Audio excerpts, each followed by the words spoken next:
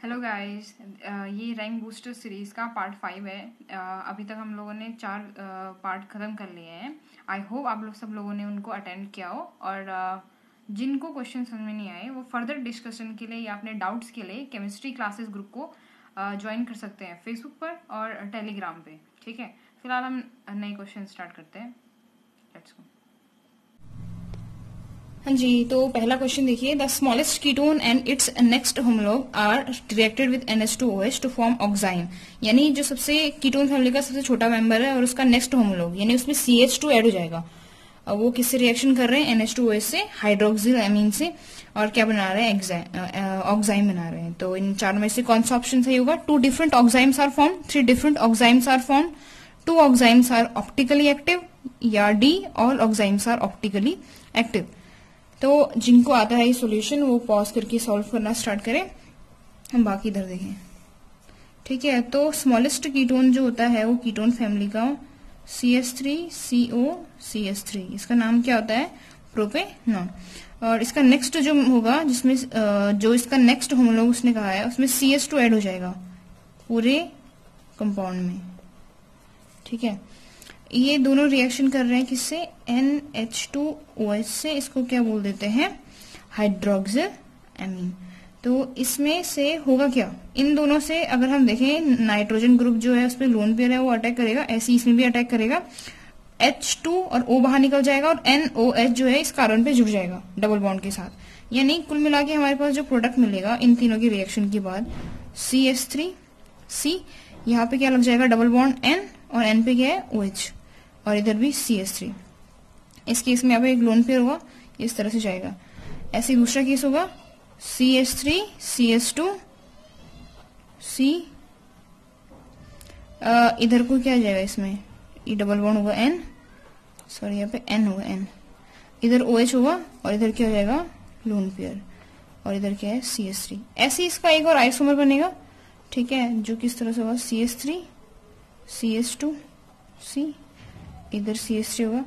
इस केस में यहाँ पे N आएगा, लेकिन OH इस साइड को होगा और इसमें लोन पेयर CH3 साइड को। तो डिफरेंस दिख रहा है इसमें? एक बार लोन पेयर CH3 CH2 की साइड है, ठीक है, और एक बार लोन पेयर क्या है? CH3 की साइड है। तो ये आइसोमर बनेंगे। यानी कुल मिला के हमारे पास क्या आ रहे हैं? 3 प्रोडक्ट आ रहे हैं, क्योंकि इस केस में दोनों साइड क्या है? CH3 CH3 है। इसको हम इस तरह से बनाएंगे, OH और इधर लोन पेयर, और इधर CH3 और CH3, क्योंकि ट्रायंगुलर स्ट्रक्चर दिख रहा होगा ये। तो खैर हमें क्या दिख रहा है? हमारे पास ये तो सिंगल ही प्रोडक्ट है और इसके 2 आइसोमर, यानी कुल मिला के हमारे पास 3 प्रोडक्ट है। तो ऑप्शन कौन सा सही हो रहा है? 2 different oximes are form. Oxime है तीनों, क्योंकि NOH ग्रुप आ रहा है तीनों में, लेकिन कितने बन रहे? 3। तो 3 डिफरेंट ऑक्साइम्स आर फॉर्म्ड, यानी ऑप्शन क्या हो जाएगा? B करेक्ट हो जाएगा। सेकंड क्वेश्चन देखिए। The correct order of basic strength. हमारे पास 3 कंपाउंड दे रखे हैं, एक में CN यानी साइनो ग्रुप है, एक में अमाइन है, और इसमें N double bond CH group है। 3 अलग अलग ग्रुप दे रखे हैं, लेकिन वही N जो है वो उस कार्बन से अटैच है। तीनों की हमें बेसिक स्ट्रेंथ का क्या बताना है? ऑर्डर बताना है, यानी मैक्सिमम कौन होगा उसके बाद इस तरह से डिसेंडिंग ऑर्डर पे लगाने हैं हमें। तो मैक्सिमम जो होता है वो ढूंढने के लिए पहले तो बेसिक स्ट्रेंथ कैसे देखेंगे हम? तो नाइट्रोजन का लोन पेयर जितना ज्यादा फ्री होगा उतना ही जल्दी वो किसी को अपनी तरफ अट्रैक्ट करेगा, यानी उसका बेसिक स्ट्रेंथ क्या होगा? उतना ज्यादा होगा। क्लियर हुई बात? तो इनमें से अगर हम नाइट्रोजन देखें तो यहाँ पे CN है। CN को देखें तो CN में C ट्रिपल बॉन्ड N है। इसमें नाइट्रोजन एक इधर को ग्रुप होगा। तो जो नाइट्रोजन का लोन पेयर होता है वो एक कोऑर्डिनेशन बॉन्ड में इन्वॉल्व हो जाता है, किसके साथ? कार्बन के साथ। यानी इसका लोन पेयर तो इसके पास है ही नहीं नाइट्रोजन के पास, यानी इसकी बेसिक स्ट्रेंथ क्या होगी? बहुत ही कम होगी। अब बात करते हैं NH2 की, CNH2। ठीक है, इस तरह से जुड़ा हुआ है। तो इसमें नाइट्रोजन का जो लोन पेयर है वो तो फ्री है। ठीक है, किसी भी चीज को आसानी से क्या कर सकता है? किसी भी अटैक कर सकता है आसानी से, यानी इसका लोन पेयर फ्री है, यानी काफी अच्छा बेस होगा। अब बात करते हैं तीसरे की, N डबल बॉन्ड CH। ठीक है, इधर को। तो इसमें ये लोन पेयर तो इसका फ्री है, लेकिन क्या है? ये बीच में है। आई मीन रिएक्टर थोड़ा सा कम कर पाएगा कंपैरेटिवली इसके, क्योंकि ये किनारे पे है। कोई भी एलिमेंट जो होता है, जो अटैकिंग ग्रुप होता है, वो हमेशा रिएक्टिव तब ज्यादा होता है जब वो टर्मिनल पोजीशन पे होता है, जो ये है। ठीक है, इसलिए मोस्ट बेसिक होगा NH2, उसके बाद क्या आएगा? ये, और फिर लास्ट में आएगा CN साइनो। यानी ऑप्शन कौन सा सही हो रहा है? B वाला। सबसे ज्यादा बेसिक NH2 यानी एमाइन ग्रुप होगा, उसके बाद N डबल बॉन्ड CH वाला, और फिर लास्ट में क्या आएगा, साइनो। क्लियर हुई बात? ऑप्शन बी करेक्ट है, यानी सेकंड का ऑप्शन बी करेक्ट हो जाएगा।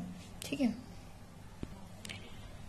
थर्ड क्वेश्चन देखिए, the pK of a weak acid HA, कोई वीक एसिड दे रखा है जिसका हमें pK वैल्यू दे रखा है 4.5।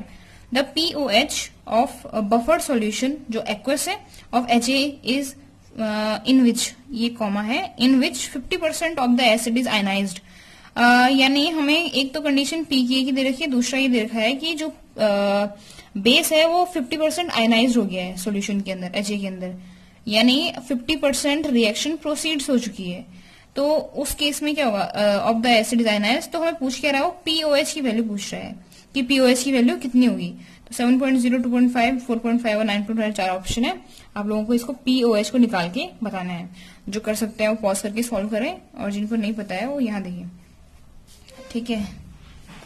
क्या देखिए, तो हमारे पास क्या दे रखा है, एक तो हमें दे रखी है pKa की वैल्यू 4.5, ना ही हमें पता है pH और ना ही हमें पता है क्या POH।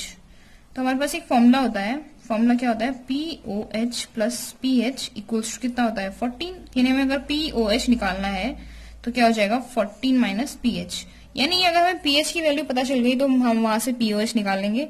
और pH निकालने के लिए हमारे पास एक फॉर्मूला होता है, और pH is equals to pKa plus log H plus, यानी HIN कितना है अपॉन HA, ये फॉर्मूला होता है। ठीक है, जो हमारे पास सॉल्ट दिया है या एसिड दिया है और उसका आयन, हाइड्रोजन आयन, इसके इक्वल होता है। तो यहाँ पे हमें एक और हिंट दे रखी है कि बफर्ड सॉल्यूशन है जो कि 50% आयनाइज हो गया है, यानी अगर ये सॉल्यूशन ऐसा है HA, ठीक है, टूट रहा होगा किसमें, H प्लस और A माइनस में।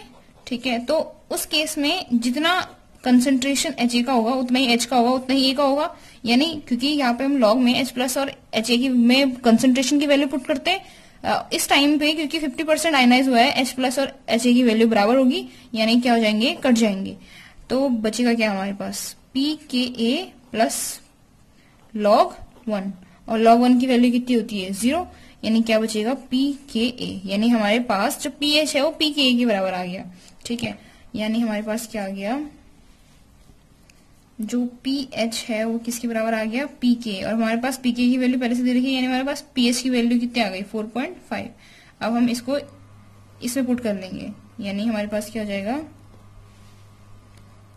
हमारे पास हो जाएगा POH is equals to 14 minus 4.5, यानी आंसर कितना हो जाएगा 9.5, यानी ऑप्शन डी इज करेक्ट।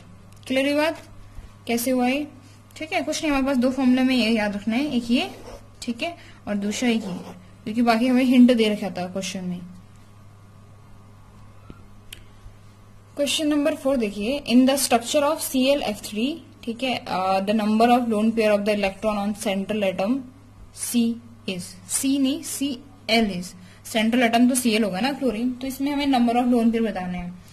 तो हमारे पास पहले हम देखते हैं क्लोरीन, तो क्लोरीन का आउटर मोस्ट कितना होता है 287, यानी आउटर मोस्ट जो वैलेंस शेल में इलेक्ट्रॉन है वो कितने हैं 7, और फ्लोरीन साथ में है, फ्लोरीन को कितना चाहिए होता है अपना ऑक्टेट पूरा करने के लिए 1, यानी सिंगल बॉन्ड बनाएगा, यानी Cl केवल 3 बॉन्ड बना रहा है, कितने इलेक्ट्रॉन बच गए 4। ठीक है, तो इसको क्या होता है, इस तरह का स्ट्रक्चर कैसे दिखता है,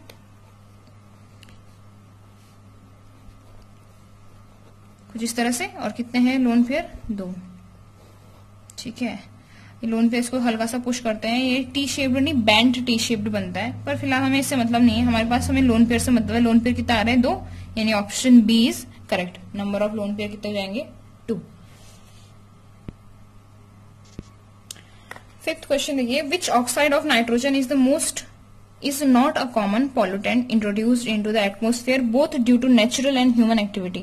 अब ये तो हमें पता है कि जो ऑक्साइड्स होते हैं नेचर नाइट्रोजन के और सल्फर के, वो पॉल्यूशन कॉज करते हैं, एक तरह के पॉल्यूटेंट हैं। ठीक है, लेकिन सारे नाइट्रोजन के ऑक्साइड पॉल्यूशन का रीजन नहीं होते हैं, कुछ ऑक्साइड जो होते हैं वो इन्वॉल्व नहीं होते हैं। तो इन चारों में से हमें पहचानना है कि कौन सा नहीं इन्वॉल्व है।